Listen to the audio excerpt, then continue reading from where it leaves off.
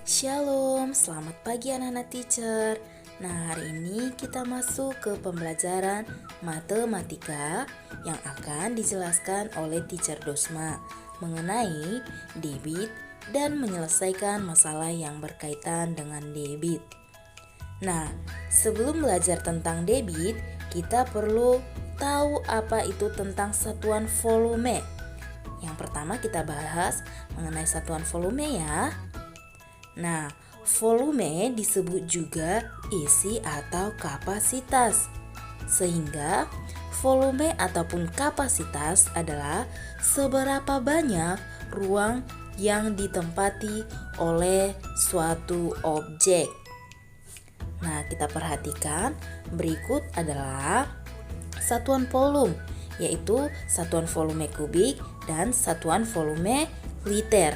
Yang pertama, kita bahas mengenai satuan volume kubik. Ayo kita perhatikan satuan volume kubik berikut. Nah, setiap turun satu anak tangga dikali 1000, sebaliknya setiap naik satu tangga dibagi 1000. Nah, kita perhatikan contohnya kilometer kubik ke hektometer kubik dikali 1000. Sedangkan sebaliknya dari milimeter kubik ke centimeter kubik dibagi 1000 ataupun dari desimeter kubik ke meter kubik dibagi 1000. Nah, yang kemudian kita perhatikan satuan volume liter. Nah, setiap turun satu anak tangga dikalikan 10. Sebaliknya, setiap naik satu tangga dibagi 10. Contohnya kita perhatikan kiloliter ke hektoliter dikali 10.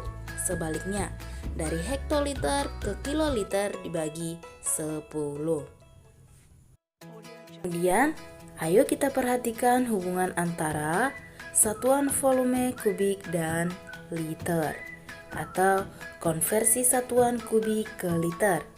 Ayo kita amati garis bilangan tersebut, di mana kiloliter sama dengan meter kubik.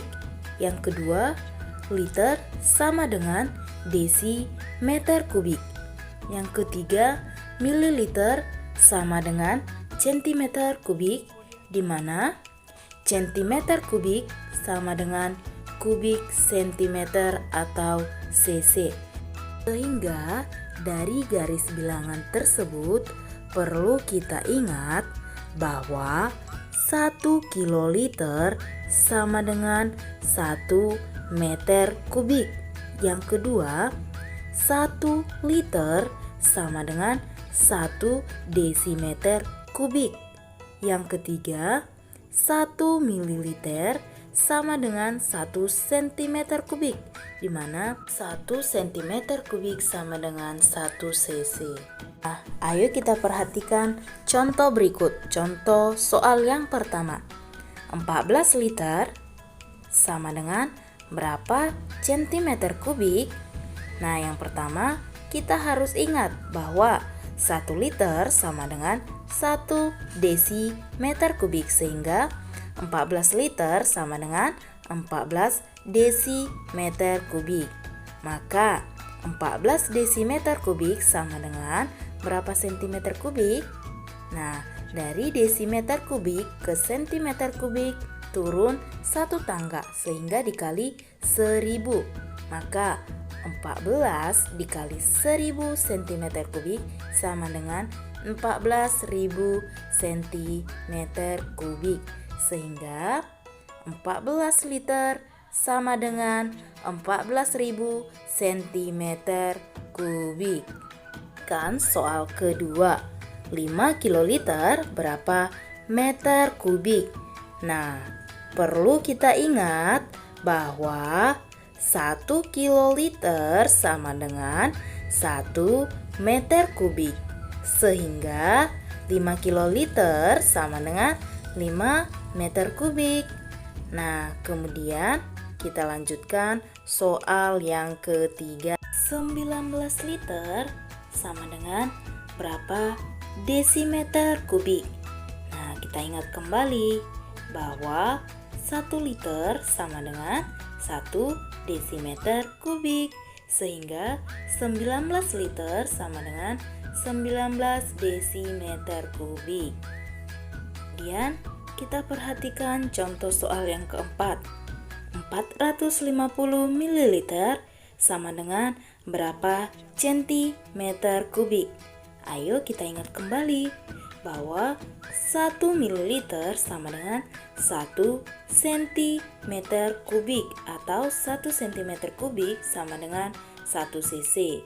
Sehingga 400 ml sama dengan 450 cm kubik. Nah, kita perhatikan contoh soal yang keempat. 278 cm kubik sama dengan berapa cc? Nah, ayo kita ingat kembali.